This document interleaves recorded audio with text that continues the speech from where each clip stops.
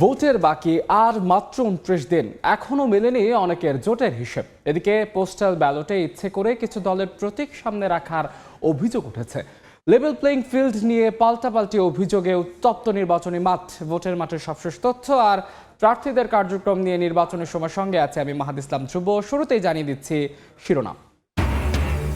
জুড়ে অভ্যুত্থানের তরুণ অনেকের নির্বাচনে জয়ের আশা প্রধান উপদেষ্টার। কেউ কেউ হতে পারেন মন্ত্রীও। ১২ ফেব্রুয়ারি নির্ধারিত হবে বাংলাদেশের ভবিষ্যৎ। ইচ্ছে করে পোস্টাল ব্যালটে কিছু দলের প্রতীক সামনে, বিদেশে পরিবর্তনের দাবি বিএনপির। বৈষম্যমূলক ব্যালট জাতীয় নির্বাচনে না রাখার আহ্বান। যশোর ৫ আসনে বিএনপির জোটের প্রার্থী ওলামা ইসলামের। বিদ্রোহী প্রার্থী থাকায় বাড়তি সুবিধা পেতে পারে জামাত।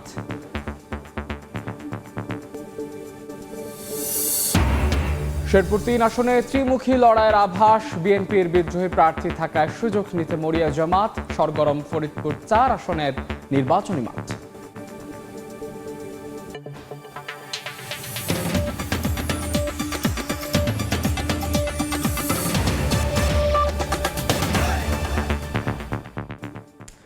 নির্বাচনের সময় আমরা ঢাকা সহ দেশের বিভিন্ন আসন নিয়ে আলোচনা করে থাকি। আজকে আমরা বেশ কিছু আসন নিয়ে আলোচনা করব, তবে তার আগে আজকের দিনের আলোচিত সংবাদগুলো নিয়ে একটু আলোচনা করতে চাই। আজকে প্রধান উপদেষ্টা তিনি একটি ৫ তারকা হোটেলে একটি আয়োজনে অংশ নিয়েছে এবং এই আয়োজনে তিনি আসলে বলেছেন যে অভ্যুত্থানে তরুণ অনেকেই নির্বাচনে জয়ী হবে। একই সঙ্গে তিনি বলেছেন তরুণদের কেউ কেউ হতে পারেন মন্ত্রীও। এবং আজকে কিছুক্ষণ আগে অর্থাৎ বাংলা মোটরে কিন্তু আসলে এনসিপির পক্ষ থেকে গণভোটে হ্যাঁ জয়যুক্ত করার জন্য বেশ কিছু ক্যারাভ্যান নামানো হয়েছে এবং সেই ক্যারাভ্যান উদ্বোধন অনুষ্ঠানে কিন্তু আসলে এনসিপির আহ্বায়ক নাহিদ ইসলাম যেটি বলেছেন যে গণভোটে হ্যাঁ জয় না পেলে ব্যর্থ হবে অভ্যুত্থান। এবং কিছুক্ষণ আগে নির্বাচন কমিশনে কিন্তু বিএনপির পক্ষ থেকে একটি প্রতিনিধি দল গিয়েছে সিএসির সঙ্গে বৈঠক করতে এবং সেখানে বিএনপির স্থায়ী কমিটির সদস্য নজরুল ইসলাম খালজেটি বলেছেন যে ইচ্ছে করে পোস্টাল ব্যালটে কিছু দলের প্রতীক সামনে, এবং তিনি এই অভিযোগ তুলে বলেছেন যে বিদেশে এখনই এই পোস্টাল ব্যালটের এই বিষয়গুলো আসলে পরিবর্তন করার দাবি তিনি জানিয়েছেন। তো এই ছিল আজকের দিনের আলোচিত সংবাদ। আমরা ঢাকার বাহিরের প্রথম একটি আসনে আসলে আলোচনা করতে চাই, যেহেতু আমরা আজকে যশোরের একটি আসন নিয়ে কথা বলতে চাই। খুলনা বিভাগের যশোর যেহেতু ৬টি আসন নিয়ে গঠিত, তাই আমরা যশোর ৫ আসনটি নিয়ে আজকে কথা বলতে চাচ্ছি। এই ৫ আসনটি মূলত মনিরামপুর উপজেলা নিয়ে আসলে এই আসনটি গঠিত এবং এখানে মোট ভোটার রয়েছে ৩,৭৪,২৫২ জন, যেখানে পুরুষ ভোটার রয়েছে ১,৮৮,০০০ এবং নারী ভোটার রয়েছে ১,৮৫,০০০-এরও বেশি এবং তৃতীয় লিঙ্গের ৪ জন ভোটার এই আসনে রয়েছে এবং নতুন ভোটার রয়েছে ১৮,২৭৯ জন এবং মোট ভোট কেন্দ্র রয়েছে ১৮০টি। বিএনপি এবং আসলে এই আসনটি নিয়ে কিন্তু একটি বাড়তি উন্মাদনা কাজ করছে, কারণ এই আসনটিতে আসলে বিএনপির একজন প্রার্থী যেমন রয়েছে তেমনি আসলে বিএনপি জোটের পক্ষ থেকে একজন প্রার্থী দিয়েছে। আমরা একটু দেখতে চাই কারা এই আসনটি থেকে প্রতিদ্বন্দ্বিতা করছেন। বিএনপির পক্ষ থেকে জোটের পক্ষ থেকে আসলে এখানে দেওয়া হয়েছে মুফতি রশিদ আহমেদকে। তিনি জমিয়াতে উলামা ইসলামে বাংলাদেশের একাংশের যুগ্ম মহাসচিব হিসেবে দায়িত্ব পালন করছেন। এবং একটু জানিয়ে রাখতে চাই ২০০১ সালে বিএনপির পক্ষ থেকে যে নির্বাচন হয়েছে এবং সেই নির্বাচনে কিন্তু তিনি বিএনপির পক্ষ থেকে তিনি তার বাবা আসলে প্রতিমন্ত্রী হয়েছিলেন। তো তার সন্তানকে বিএনপি আসলে এই আসনটি থেকে লড়ার টিকিট দিয়েছে, অর্থাৎ তিনি লড়বেন ধানের শীষ প্রতীক নিয়ে। এবং তার একটু আমি যেতে চাই স্বতন্ত্র প্রার্থীতে, কারণ অ্যাডভোকেট শহীদ মোহাম্মদ ইকবাল হোসেন তিনি আসনটি থেকে স্বতন্ত্র প্রার্থী হয়েছেন, তবে তিনি কিন্তু আসলে প্রথমেই আসনটি থেকে বিএনপির পক্ষ থেকে মনোনয়ন পেয়েছিলেন এবং তিনি আসলে এই আসনটি থেকে আসলে এই মনিরামপুর উপজেলার বিএনপির তিনি সভাপতি হিসেবে দায়িত্ব পালন করছেন। এবং একটু জানিয়ে রাখতে চাই যখন তাকে এই মনোনয়ন থেকে বাতিল করা হয়েছে অর্থাৎ জোটের প্রার্থীকে দেওয়া হয়েছে, তখন কিন্তু তার যে অনুসারী রয়েছে তারা কিন্তু মাথায় কাফনের কাপড় পরে তারা আসলে মিছিল করেছে এবং তাই বিএনপির এখানে আসলে দ্বিধা বিভক্তি একটি তৈরি হয়েছে, যার কারণে যার ফায়দা নিতে পারবে জামাতের প্রার্থী অ্যাডভোকেট গাজী এনামুল হক। তিনি আসলে জামাতের কেন্দ্রীয় কর্মপরিষদের সদস্য সে অঞ্চলের এবং এই আসনে কিন্তু আসলে যেহেতু জামাত এবং ইসলামিক দল যেগুলো রয়েছে তারা কিন্তু এখনো তাদের জোটের প্রার্থী ঘোষণা করেনি, তাই এই আসনে কিন্তু এখন পর্যন্ত আমাদের কাছে পাওয়া তথ্য মতে হাত পাখা প্রতীকে লড়তে চাচ্ছেন মোহাম্মদ জয়নাল আবেদিন। তো এই প্রার্থীর আসলে যেহেতু এখানে জামাতের একজন প্রার্থী রয়েছে এবং বিএনপির ভোটগুলো যদি এখানে ভাগ হয়ে যায় সেখানে কিন্তু ফায়দা তোলার সম্ভাবনা সবচেয়ে বেশি জামাত কিংবা ইসলামী জোটের। দেখছেন নির্বাচনের সময়। আমেরিকান ASTM স্ট্যান্ডার্ডে তৈরি আধুনিক যুগের আধুনিক pipe RFL easy pipe and fittings. আমরা যশোর 5 আসন নিয়ে কথা বলছিলাম, আমরা সেখানের আসলে মাঠের চিত্র আরেকটু জানতে চাই। সেখানে রয়েছেন আমাদের একজন সহকর্মী। আমি একটু আপনার কাছে জানতে চাই, আসলে যশোর 5 আসনে যেহেতু বিএনপির ভোটারদের মধ্যে এক ধরনের দ্বিধা বিভক্তির সৃষ্টি হয়েছে, সেখানে জামাত কতটুকু এগিয়ে কিংবা প্রার্থীদের কি কি প্রতিশ্রুতি রয়েছে এবং ভোটারদের প্রত্যাশা সম্পর্কে একটু আমাদের বিস্তারিত জানাবেন। এই আসনটিতে আপনি যেভাবে বলছিলেন যে বিএনপি এবং জামাতের মধ্যে একটি প্রতিদ্বন্দ্বিতাপূর্ণ নির্বাচন হবে, আসলে এখানে সেই ধরনের একটা আভাস প্রথম দিকে থাকলেও এখন সেই লড়াইটি ত্রিমুখী লড়াইয়ের মধ্যে চলে গিয়েছে। কারণ বিএনপিতে এখানে একক প্রার্থী ঘোষণা করা হয়েছে শরিক দলের রশিদ আহমেদ, যিনি জমিয়তুল ইসলামী বাংলাদেশের নেতা এবং তার বাবা এখানে জোটের প্রার্থী হয়েছিলেন এবং তিনি ধর্ম প্রতিমন্ত্রী ছিলেন। এখানে বিএনপির যে তৃণমূলের রাজনীতিবিদ শহীদ ইকবাল উপজেলা বিএনপির সভাপতি, তিনি দীর্ঘদিন ধরে এই গত 17 বছর ধরে রাজনীতির মাঠে ছিলেন, মামলা হামলা খেয়েছেন, কিন্তু সকলের প্রত্যাশা ছিল যে শহীদ ইকবাল প্রার্থী হবেন, কিন্তু শেষ পর্যন্ত সেটি হয়নি। ফলে বিএনপির ভোটে কিন্তু একটা নতুন মেরুকরণ তৈরি হয়েছে এবং আমরা এখানে জামাত কিন্তু এককভাবে তার শুরু থেকে তার প্রচারণা চালিয়ে যাচ্ছে। এবং আমরা যদি মনিরামপুর যশোর 5 যে আসন, এই আসনের ভোটারদের মূল্যায়ন করি, তারা কিন্তু বরাবর বঞ্চিতদের পক্ষে থেকেছে। আমরা দেখেছি গত 17 বছর যখন একপক্ষীয় নির্বাচন হয়েছে, সেই সময় কিন্তু এই মনিরামপুরে পরিপূর্ণ নির্বাচন হয়েছে। আওয়ামী লীগের প্রার্থীরা একে অপরের বিরুদ্ধে লড়েছেন এবং এখানে বঞ্চিতদের পক্ষে সবসময় ভোটাররা দাঁড়িয়েছেন। একজন প্রভাবশালী এমপি ছিলেন খান টিপু সুলতান, তার বিপক্ষে স্বতন্ত্র প্রার্থী স্বপন ভট্টাচার্যকে নির্বাচিত করেছিলেন এই অঞ্চলের মানুষ এবং তিনি যখন মানুষের অপছন্দের শিকার হয়েছেন, তখন আরেকজন স্বতন্ত্র প্রার্থী ইয়াকুব আলীকে পাশ করিয়েছিল এই অঞ্চলের মানুষ। এবং এখন এখানকার যে ভোটাররা আছে, তারা তাদের সাথে আলোচনা করে যেটা বুঝেছি যে এই অঞ্চলের মানুষ আবারও সেই ধরনের একটি যাত্রায় তারা যেতে পারে এবং শহীদ ইকবালের পক্ষে একটা গণজোয়ার তৈরি হতে পারে। ফলে এই যে লড়াই, এই লড়াইটা কিন্তু আসলেই জমজমাট হয়ে উঠবে। এই ছিল যশোর থেকে আমার কাছে সর্বশেষ। জুয়েল, আপনাকে অসংখ্য ধন্যবাদ। সহকর্মী জুয়েল জানাচ্ছিলেন যশোর 5 আসনে সেখানে প্রেক্ষাপট, বিশেষ করে তিনি যেটি বলছিলেন যশোর 5 আসন আসলে ত্রিমুখী লড়াইয়ের আভাস দেখা যাচ্ছে। দেখছেন নির্বাচনের সময়, সঙ্গেই থাকুন। যশোরের একটি আসনে কথা বলছিলাম, আমরা একটু ময়মনসিংহ বিভাগে যেতে চাই। ময়মনসিংহ বিভাগে আমরা শেরপুর, যেহেতু 3টি আসন নিয়ে গঠিত, আমরা শেরপুর 3 আসনটি নিয়ে আজকে একটু কথা বলতে চাই। এই আসনটি মূলত শেরপুরের শ্রীবর্দী এবং ঝিনাইগাতি এই দুটি উপজেলা নিয়ে গঠিত এবং এই আসনটি আসলে কিন্তু স্থানীয় এবং জাতীয় পর্যায়ে এই আসনটির একটি ব্যাপক প্রভাব রয়েছে।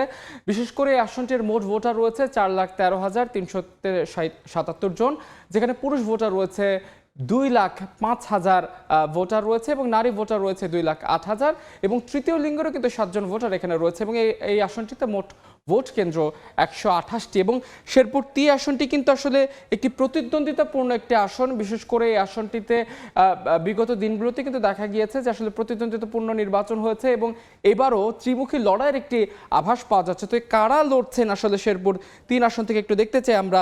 এই আসনটি থেকে আসলে বিএনপির পক্ষ থেকে লড়ছেন মাহমুদুল হক রুবেল, তিনি আসলে ধানের শীষ প্রতীকে লড়ছেন। তিনি শেরপুর জেলা বিএনপির সাবেক সভাপতি হিসেবে দায়িত্ব পালন করছেন। বর্তমানে তিনি বিএনপির কেন্দ্রীয় নির্বাহী পরিষদের একজন সদস্য। একই সঙ্গে তিনি বর্তমানে শেরপুর জেলা বিএনপির সদস্য হিসেবে দায়িত্ব পালন করছেন এবং তিনি কিন্তু আসলে ধানের শীষ প্রতীকে 3 বার সংসদ সদস্য নির্বাচিত হয়েছেন এবং তার বাবাও কিন্তু আসলে এই আসনটি থেকে, অর্থাৎ শেরপুর 3 আসনটি থেকে কিন্তু তার বাবাও নির্বাচিত সংসদ সদস্য ছিলেন। তো তাকে টেক্কা দেওয়ার জন্য জামাতের পক্ষ থেকে লড়ছেন নুরুজ্জামান বাদল। তিনি কিন্তু জামাতের শেরপুর জেলা জামাতের তিনি কিন্তু সেক্রেটারি হিসেবে দায়িত্ব পালন করছেন এবং আসলে এইখানে সবার নজর হচ্ছে স্বতন্ত্র প্রার্থী দিকে। বিশেষ করে আমিরুল ইসলাম বাদল যিনি রয়েছেন, তিনি কিন্তু ঝিনাইগাতি জেলা বিএনপির আমিরুল ইসলাম বাদশাহ, তিনি ঝিনাইগাতি জেলা বিএনপির সেক্রেটারি হিসেবে দায়িত্ব পালন করেছেন এবং তিনি আসলে বিএনপির একজন প্রভাবশালী নেতা। বিশেষ করে একটু জানিয়ে রাখতে চাই, স্থানীয় পর্যায়ে তিনি 7টি নির্বাচন করেছেন, এর মধ্যে 6টি নির্বাচনে তিনি জয়ী হয়েছেন। তাই এই আসনটিতে আসলে একটু বলা যায় যে আসলে বিএনপির 2 জন প্রার্থী হয়েছে এবং এই ফায়দা অবশ্যই লড়বে জামাতের যিনি প্রার্থী নুরুজ্জামান বাদল। তো আসলে এই ত্রিমুখী একটি লড়াইয়ের আভাস কিন্তু এই আসনটি থেকে পাওয়া যাচ্ছে। তো দেখছেন নির্বাচনের সময় আমরা শেরপুর ৩ আসনটি সম্পর্কে আরও বিস্তারিত তথ্য জানতে চাই। সেখানে রয়েছে আমাদের সহকর্মী হীরা। সহকর্মী হীরা, আপনি নিশ্চয়ই আমাকে শুনতে পাচ্ছেন। আমি একটু আপনার কাছে জানতে চাচ্ছি, আসলে আমরা তো দেখলাম যে ত্রিমুখী লড়াইয়ের একটি আভাস পাওয়া যাচ্ছে শেরপুর ৩ আসন থেকে। সেখানকার আসলে ভোটারদের কি কি প্রতিশ্রুতি রয়েছে এবং প্রার্থীদের কি কি প্রত্যাশা রয়েছে বা প্রতিশ্রুতি রয়েছে একটু জানাবেন। নিয়ে শেরপুরের সংসদীয় আসন, 3টি সংসদীয় আসনকে গঠন করা হয়েছে। আমি এই মুহূর্তে রয়েছি শ্রীবর্দী উপজেলার। শ্রীবর্দী এবং ঝিনাইগাতী উপজেলাকে নিয়ে শেরপুর 3 সংসদীয় আসনকে নির্ধারণ করা হয়েছে। শেরপুর 3 আসনের বিএনপি মনোনীত প্রার্থী 3 বারের সাবেক সংসদ সদস্য মাহমুদুল হক রুবেল ধানের শীষ নিয়ে লড়ছেন। তার পাশাপাশি বাংলাদেশ জামায়াতে ইসলামের শেরপুর জেলার সাবেক আমির নুরুজ্জামান বাদল আসলে দাঁড়িপাল্লা নিয়ে লড়ছেন। এখানে একটা বিষয় আমি আপনাকে জানিয়ে রাখি যে শ্রীবর্দী ঝিনাইগাতী উপজেলার বিএনপির নেতা আমিনুল ইসলাম বাদশাহ, তিনি এর আগে কয়েকবার উপজেলা চেয়ারম্যান ছিলেন। তিনি কিন্তু আসলে স্বতন্ত্র প্রার্থী হিসাবে ঝিনাইগাতী উপজেলা থেকে লড়ছেন। তো এখানে কিন্তু একটা জিনিস লক্ষ্য করা যাচ্ছে, বিএনপির ভোট কিন্তু আসলে ভাগাভাগি হয়ে যাওয়া একটা বিষয় লক্ষ্য করা যাচ্ছে। যেহেতু বিএনপির 2 জন প্রার্থী, অর্থাৎ শ্রীবর্দী উপজেলা থেকে বিএনপির একজন নেতা এবং ঝিনাইগাতী উপজেলা থেকে বিএনপির অপর একজন নেতা, তিনি স্বতন্ত্র প্রার্থী হিসাবে নির্বাচনে লড়াই করবেন। সেক্ষেত্রে কিন্তু আসলে বিএনপির ভোট 2 ভাগে বিভক্ত হয়ে যাওয়ার একটা সম্ভাবনা দেখা দিয়েছে।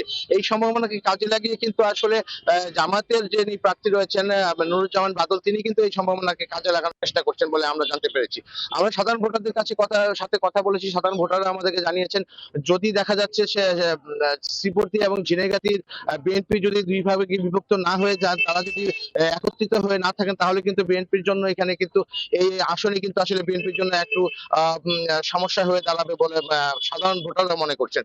এখানে আমি একটা বিষয় আপনাকে জানিয়ে রাখি, শ্রীবর্দী এবং ঝিনাইগাতী বাসীর কিন্তু আসলে এই উপজেলা দুটো কিন্তু পাহাড়ের কাছে হওয়ায় কিন্তু এখানে কিন্তু বেশ কিছু সমস্যা রয়েছে। যেমন এখানে হাতির সমস্যা রয়েছে। হাতি সমস্যার সমাধান যারা করবেন বা যিনি করবেন, তাদেরকেই কিন্তু আসলে এখানকার ভোটাররা নির্বাচন করার জন্য প্রতিশ্রুতি দিয়েছেন। তো ঝিনাইগাতীতে কিন্তু রয়েছে একটি মহারশী নদী। মহারশী নদীর 2 কুল উচ্চে কিন্তু প্রতি বছরই বন্যা চলে আসে। তো সেই ক্ষেত্রে কিন্তু ঝিনাইগাতীবাসী কিন্তু চাচ্ছেন যে মহারশী নদীকে যারা নিয়ন্ত্রণ করবেন, তাকেই কিন্তু ভোট দেবেন। তো শেরপুর থেকে এই ছিল আমার কাছে সর্বশেষ তথ্য। ধন্যবাদ হীরা।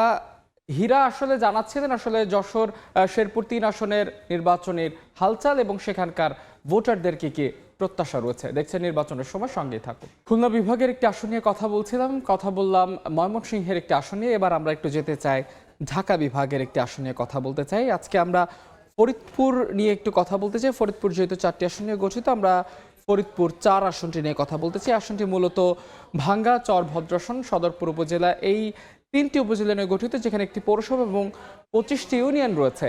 এই আসনটির কিন্তু এই স্থানীয় এবং জেলা পর্যায়ে, বিশেষ করে জাতীয় পর্যায়ে আসনটির একটি ব্যাপক প্রভাব রয়েছে। এই আসনের মোট ভোটার রয়েছে 4,96,706 জন, যেখানে পুরুষ ভোটার রয়েছে 2,54,000 এবং নারী ভোটার রয়েছে 2,42,000 এবং তৃতীয় লিঙ্গের ভোটার রয়েছে 1 জন।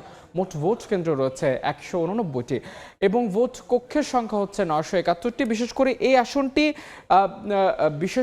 আসনটি কিন্তু এর আগের ইতিহাস বলে আসনটি অতি প্রতিদ্বন্দ্বিতাপূর্ণ একটি হাড্ডাহাড্ডি নির্বাচনী আসনে হয়ে থাকে। বিশেষ করে এখন ভাঙ্গা এক্সপ্রেসওয়ের কারণে কিন্তু এই আসনটি আসলে যোগাযোগ এবং অর্থনৈতিকভাবে বেশ গুরুত্বপূর্ণ একটা আসন। তো এই আসনটি থেকে কারা লড়তে যাচ্ছেন একটু আমরা দেখতে চাই। এই আসনটি থেকে বিএনপির পক্ষ থেকে লড়ছেন শহীদুল ইসলাম বাবুল। তিনি আসলে বিএনপির যে অঙ্গ সংগঠন কৃষক দলের সাধারণ সম্পাদক হিসেবে তিনি দায়িত্ব পালন করছেন এবং তিনি আসলে ধানের শীষ প্রতীকে আসনটি থেকে লড়ছেন এবং তাকে টেক্কা দেওয়ার জন্য দাঁড়িপাল্লা প্রতীকে লড়ছেন সরার হোসেন। তিনি আসলে কিন্তু ভাঙ্গা উপজেলা জামাতের আমির এবং এই আসনে হাত পাকা প্রতীকে লড়ছেন মোহাম্মদ ইসহাক চোকদার এবং খেলাফত মজলিস থেকে লড়ছেন মিজানুর রহমান মোল্লা। তিনি ফরিদপুরের সহসভাপতি হিসেবে দায়িত্ব পালন করছে খেলাফত মজলিসের। এই আসনে আসলে জাতীয় পার্টির একজন প্রার্থী রয়েছে, তিনি হচ্ছেন রায়হান জামিল এবং তিনি আতাউর রহমান নামে আরেকজন প্রার্থী রয়েছে। তো এই আসনে আসলে 6 জন মোট প্রতিদ্বন্দ্বী এই আসনে লড়ছেন। তো এই আসনটি থেকে আসলে একটু বাড়তি উন্মাদনা কাজ করছে সেখানকার জনগণের মধ্যে, কারণ বেশ কিছু প্রার্থী সেখানে যেহেতু রয়েছেন, আমাদের সহকর্মী সজল সেখানে রয়েছেন, আপনার কাছে একটু জানতে চাই আসলে ফরিদপুর 4 আসনের ভোটারদের কি প্রত্যাশা রয়েছে এবং প্রার্থীদের কি প্রতিশ্রুতি, যেহেতু 6 জন প্রার্থী রয়েছে, তো কারা জনগণের মন জয় করতে এগিয়ে রয়েছে?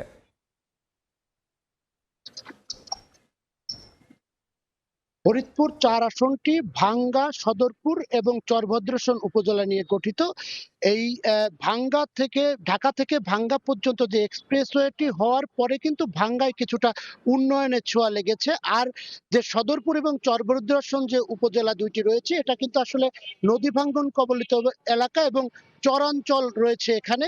তো এই চরাঞ্চলের ভোটার যারা রয়েছেন তারা কিন্তু সব সময় অবহেলিত থাকেন এবং নানা প্রতিকূলতার মধ্য দিয়ে তাদের চলতে হয়। তো এবারে নির্বাচনের প্রার্থীদের কাছে কিন্তু এই সকল ভোটাররা কিন্তু চাচ্ছেন যে তাদের এই ভাগ্যের উন্নয়ন বা জীবনমান উন্নয়নে যিনি কাজ করবেন তাদেরকেই কিন্তু ভোট দিয়ে কিন্তু তারা নির্বাচিত করবেন।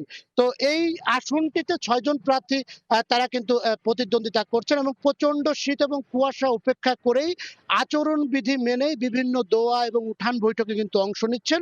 কোনো জনসভা বা এগুলো কিন্তু আচরণবিধি লঙ্ঘন হবে, এ কারণে কিন্তু তারা করছেন না। ভোটারদের দাঁড়ে দাঁড়িয়ে কিন্তু ভোট প্রার্থনা করছেন। এই চার আসনটিতে আসলে বিগত দিনে কিন্তু বিএনপি সাংগঠনিকভাবে তেমন কিন্তু ভালো ছিল না।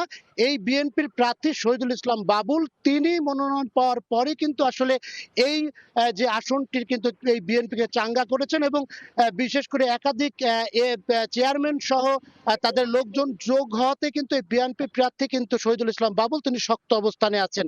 পাশাপাশি জামায়াতে ইসলামের যিনি প্রার্থী রয়েছেন সরোয়ার হুসাইন, তিনিও কিন্তু একটা ভালো অবস্থানে রয়েছেন এবং খেলাফত মজলিসের যে প্রার্থী মাওলানা মিজানুর রহমান মোল্লা, তিনিও কিন্তু রয়েছেন খুব ভালো একটা অবস্থানে এবং কমিউনিস্ট পার্টি সহ জাতীয় পার্টির প্রার্থীরা রয়েছে তারা কিন্তু। তবে এই আসনটিতে ভোটাররা যেমন বলছেন যে এখানে কিন্তু ত্রিমুখী একটি লড়াই হওয়ার সম্ভাবনা রয়েছে। তবে আগামীকাল এই যারা জেলা রিটার্নিং কর্মকর্তা থেকে কয়েকজন প্রার্থী বাদ পড়েছেন, স্বতন্ত্র প্রার্থী, তাদের যে আপিলের রায়ের ঘোষণা রয়েছে কালকে, তারা আসলেই কিন্তু যদি প্রার্থীতা ফিরে পায় তো সেক্ষেত্রে কিন্তু সমীকরণটা আরো পরিবর্তন হতে পারে, এই কিন্তু ভোটাররা বলছেন। এই ছিল আমার কাছে সজল, আপনাকে নির্বাচনের সর্বশেষ। অসংখ্য ধন্যবাদ। সহকর্মী সজল জানাচ্ছিলেন ফরিদপুর 4 আসনের নির্বাচনী হালচাল। দেখছেন নির্বাচনের সময়, সঙ্গেই থাকুন। দেখছেন নির্বাচনের সময় ইচ্ছে করে পোস্টাল ব্যালটে কিছু দলের নাম ও প্রতীক সামনে রাখার অভিযোগ করে বিএনপির স্থায়ী কমিটির সদস্য নজরুল ইসলাম খান বলেছেন এটি বিদেশেই পরিবর্তন করতে হবে। সন্ধ্যায় প্রধান নির্বাচন কমিশনারের সঙ্গে বৈঠক শেষে একথা বলেন তিনি বলেন পোস্টাল ব্যালট ভাঁজ করলে বিএনপির নাম ও প্রতীক আড়াল হয়ে যাচ্ছে। জাতীয় নির্বাচনে এমন ব্যালট রাখা যাবে না। আর্থিক লেনদেনের জন্য একটি দল ভোটারদের আইডি কার্ড ও মোবাইল নাম্বার সংগ্রহ করছে অভিযোগ করে তিনি বলেন নির্বাচন কমিশনকে তাদের বিরুদ্ধে ব্যবস্থা নেওয়ার কথা বলা হয়েছে। লেভেল প্লেইং ফিল্ড নষ্টের চেষ্টা রুখতে ইসিকে কঠোর হওয়ার আহ্বান জানিয়েছেন নজরুল ইসলাম খান।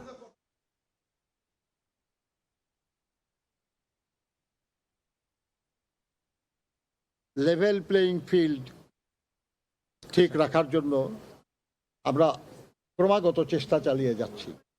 এখন আমাদের নেতা রাস্তায় বের হলে হাজার হাজার লোক হবে, এটা তো আমাদের কোনো দোষ না। কিন্তু আমরা বিস্ময়ের সাথে লক্ষ্য করছি যে দেশের বেশ কিছু রাজনৈতিক দলের নেতৃবৃন্দ তারা কিন্তু নির্বাচনী প্রচারণা ক্রমাগত চালিয়ে যাচ্ছেন, কিন্তু এই নিয়ে নির্বাচন কমিশনের কোনো ব্যবস্থা গ্রহণের খবর আমাদের কাছে নাই। দেখছেন নির্বাচনের সময়, সঙ্গেই থাকুন। ত্রয়োদশ জাতীয় সংসদ নির্বাচন ঘিরে পঞ্চগড়ের 2টি আসনে কে হবেন সংসদ সদস্য তা নিয়ে ব্যাপক আলোচনা চলছে। নিজেদের এলাকার উন্নয়নের স্বার্থে প্রার্থীদের পক্ষে বিপক্ষে শহর থেকে শুরু করে গ্রামের হাট বাজার পর্যন্ত চায়ের আড্ডায় ভোটারদের মুখে মুখে ঘুরছে নানা হিসেব নিকেশ ও বিশ্লেষণ। মতভেদ থাকলেও একটি বিষয় সবাই একমত, ভোটের মাধ্যমে যিনি নির্বাচিত হবেন তার কাছে মানুষের প্রত্যাশা নিজ এলাকার সার্বিক উন্নয়ন নিশ্চিত করা। পঞ্চগড়ের মানুষের সেই প্রত্যাশা ও চায়ের আড্ডার আলোচনার কথা জানাবো সোহাগ হায়দারের রিপোর্টে। মুহূর্তে আছি পঞ্চগড় 2 আসনের ময়দানদিঘি এলাকায়। আসন্ন ত্রয়োদশ জাতীয় সংসদ নির্বাচনে এই আসনে যারা প্রার্থী রয়েছেন তাদের কাছে মানুষের আশা প্রত্যাশা কি তা জানতে আমরা আজ এসেছি চায়ের আড্ডায়। জানবো এখানকার মানুষের আশা প্রত্যাশার কথা। এর আগে কোনো সরকারেই আমাদের এলাকার চিকিৎসা সেবা উন্নয়ন কেউ করেনি। বদা উপজেলায় যেন ভালো একটা স্বাস্থ্য কমপ্লেক্স হিসাবে তৈরি হয় এবং এখানে বিভিন্ন ডাক্তার যাতে পাওয়া যায়। আমি একজন পঞ্চগড় জেলার নবীন ভোটার হয়ে এতটুকুই বলতে চাই, যে কোনো দলেরই প্রতিনিধি আসুক না কেন, তারা যেন আমাদের এই জেলাটিকে, পঞ্চগড় জেলাকে মাদক মুক্ত করতে পারে। আমাদের এখানে সেরকম মানসম্মত কোনো শিক্ষা প্রতিষ্ঠান নাই। পঞ্চগড় 2 আসনে যারা নির্বাচিত হয়ে আসবে, ওনারা যাতে আমাদের এই 2 আসনে যেন কর্মসংস্থানের ভালো ব্যবস্থা করে।